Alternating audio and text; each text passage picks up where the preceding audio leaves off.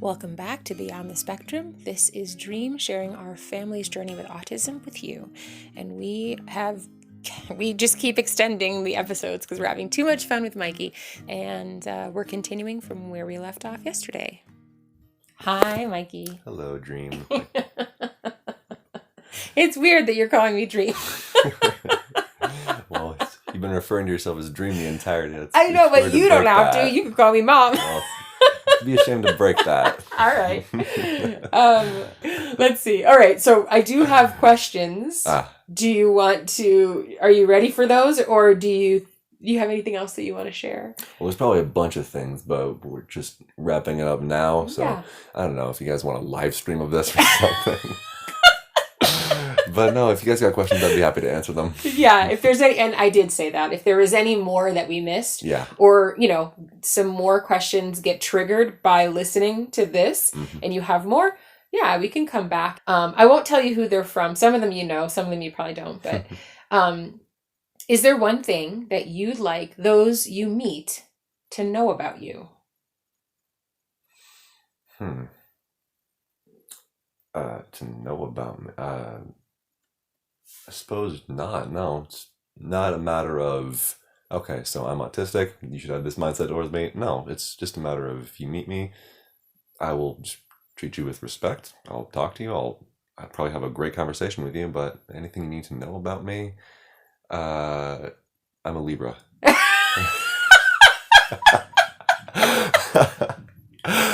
Okay, guess what? I didn't even know what your sign was.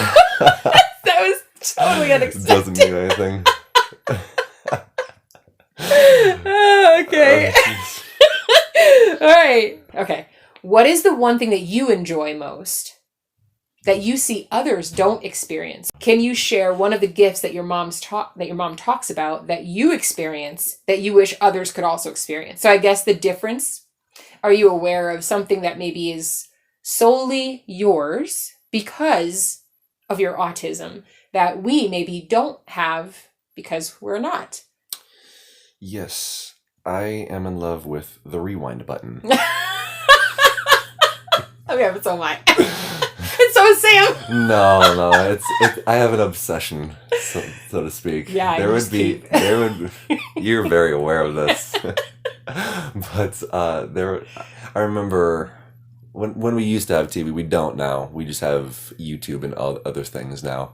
But I remember there would be some scene that I would watch, and for maybe 10 to 15 minutes, I would rewind it and watch it over and over again. Either just out of entertainment or because I was laughing too much. Right. Most likely the former.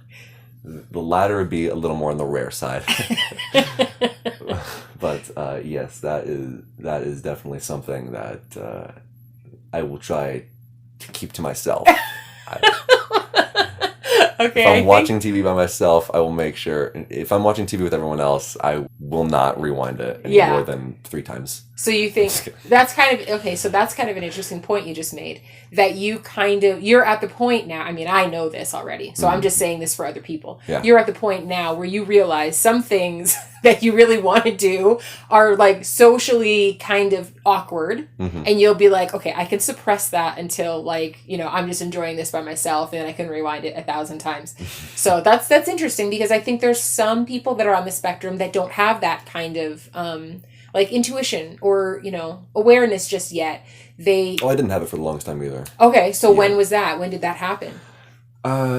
Just when I kept saying rewind that over and over and over again, and then there were certain times it was like, no, just let it play, just let it play, just let it play. You're done. And then did you realize like, oh, okay, this is kind of like different behavior that I need to like, or was it more like, okay, nobody else wants to watch this, so I'll just pass it? Like what? Yeah. It's the way I think of it is just, okay, I obviously don't find it, they obviously don't find it as funny as I do. I'll probably just wait until this is over, and then that's part of the reason why I need my isolation so much. Yeah. I can be around people. I can have a great time with people now, but I do need my isolation every now and then just to kind of let my brain rest a little bit, and I call it detaching from the world. Yeah. It's just the way I can just relax and not have expectations. Nobody has expectations of Yeah. me when I'm alone. So that's the thing. That's good. Yeah. So that'll be probably one of the things I'll do when I'm alone is Yeah. just rewind a scene as many times as I'll just probably giggle to myself. And Yeah. But yeah. Wow. That was actually something. Lost my train of thought for a second. This is going to be probably what I'll wrap everything up as, is like my closing thoughts. Yeah, sure. The moments I'm thinking of, how do I live my life? That was kind of the things of one of the moments of, okay, so the way, I don't want to say normal people, but the way typical people will do this is they'll just let the whole scene play and they'll just probably do whatever afterwards. But me watching this, I should probably just let it play with everyone else and enjoy the whole thing with them as it goes. I can rewind it as many times as I want to, but for the moment we're just going to shut that off and have fun with everyone else watching the episode or movie, whatever it is. But yeah, I figured, so they're not going to rewind it 15,000 times and still find it just as funny. But before we go further, I just have to say, I never thought of it the way you just explained it so beautifully, which is like why you need that alone time, why you need that detachment. There were times when we were, for those who don't know, we lived and worked at a camp and still do at another one. And so we would, at this particular camp, we all had lunch together. And there would be times when I was not working and you would go down before me and I would show up and here's a whole table of adults and kids and here's Micah at a table alone. And my heart would be ripped from my chest. And then I'd go to you and you'd be like, no, I'm actually really, I'm good. Like I'm not feeling like isolated. I'm not feeling alone. I'm feeling exactly what I want. And that took me a long time to not put my own emotional things on you in that, I had to be okay with, hey, he's alone. And I didn't really fully understand it until you just said it. But living your life according to the expectations of a society that you don't necessarily share the same, perspective, like feeling the weight of that all the time, I could see why all of a sudden you want to like kind of shrug off that, that book bag that's got like, 10 pounds in it and just go, okay, now I'm going to sit without the book bag, and that's like society's pressure and stuff. That's just, I wonder if other people that are listening to this, maybe parents of autistic children, friends of autistic friends, will hear that and then realize, okay, that's what they're feeling. And I need to be really sensitive to that, I think you did something huge right there, Micah. Well, I tried to, but obviously everyone who has autism is not the same. Exactly. With, the problems they may face, the obstacles, blah, blah, blah. So I know you said this before with some people who are really far on the spectrum and someone who are really far on the opposite side of the spectrum.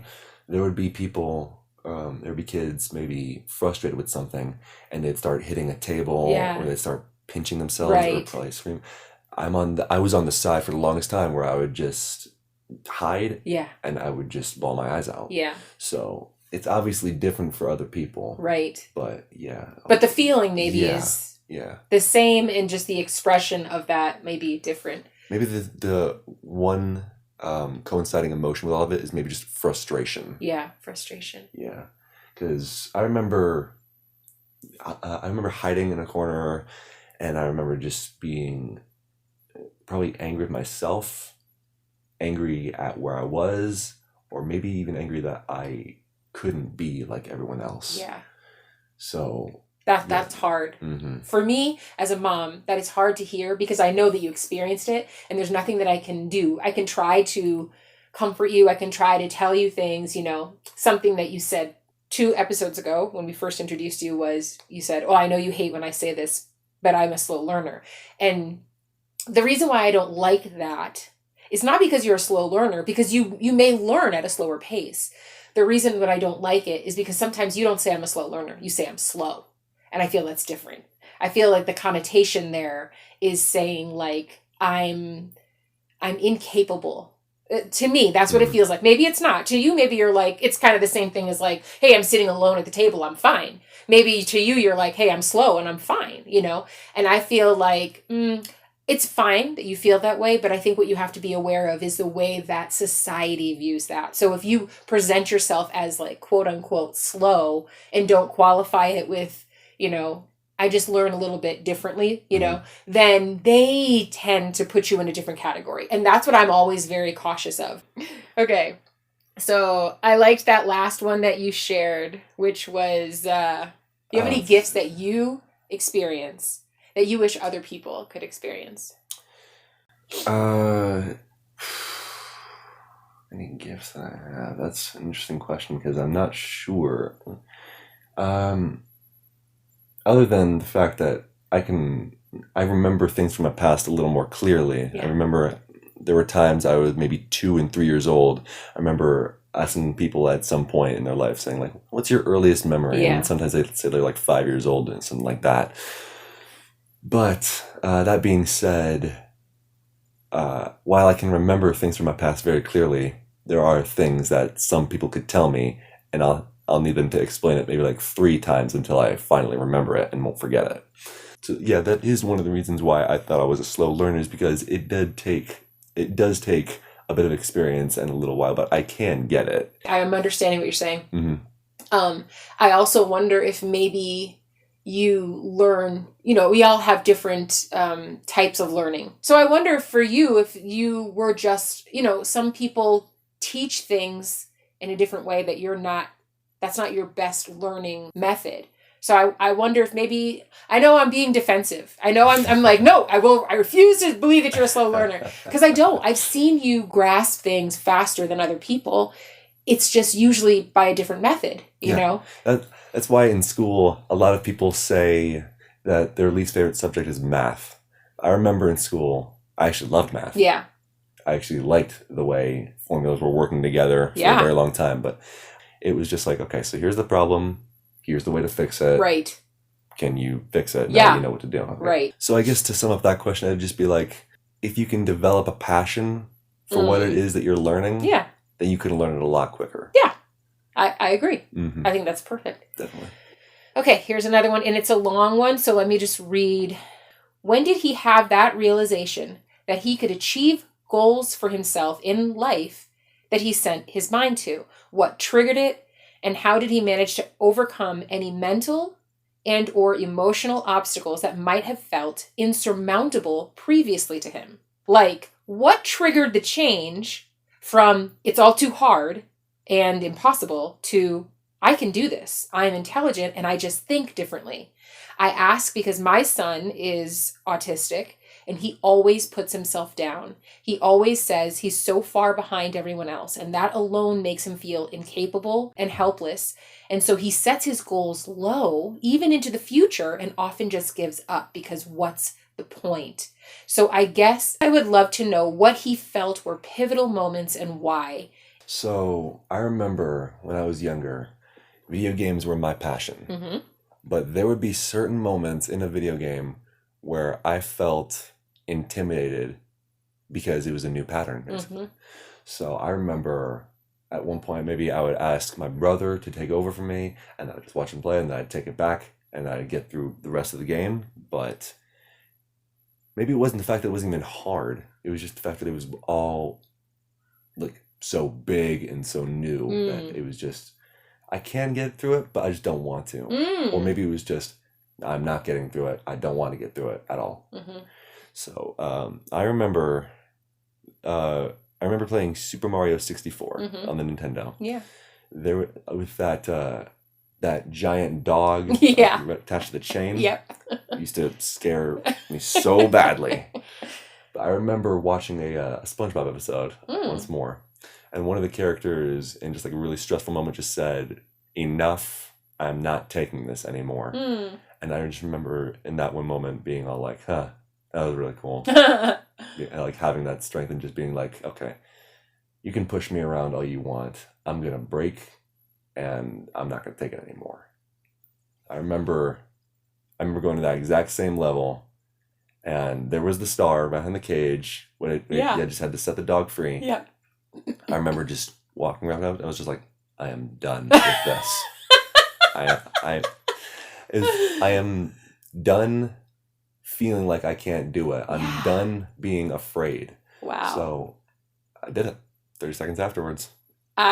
Okay, so we're laughing about that, but Micah, that is like a gem. Yeah. Because realistically speaking, we all have that moment where we have to do that. And it can be a video game, and it can be math, and it can be whatever, but there has to be that point where you're like, I'm not going to let this stop me anymore. Just to wrap that question, I would say just be there, but understand that you can't do it for him. Yeah.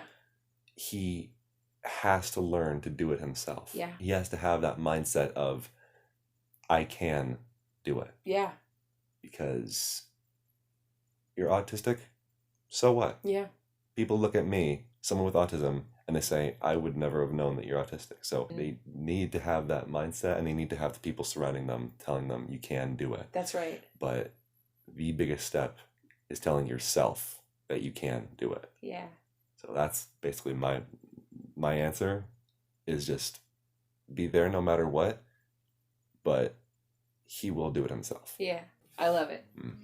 Okay, so we have 2 minutes left, and we have 1, 2, 3, 4, 5 questions. So I think that we can wrap this up today, and tomorrow would be our final episode, maybe? So we'll see you tomorrow.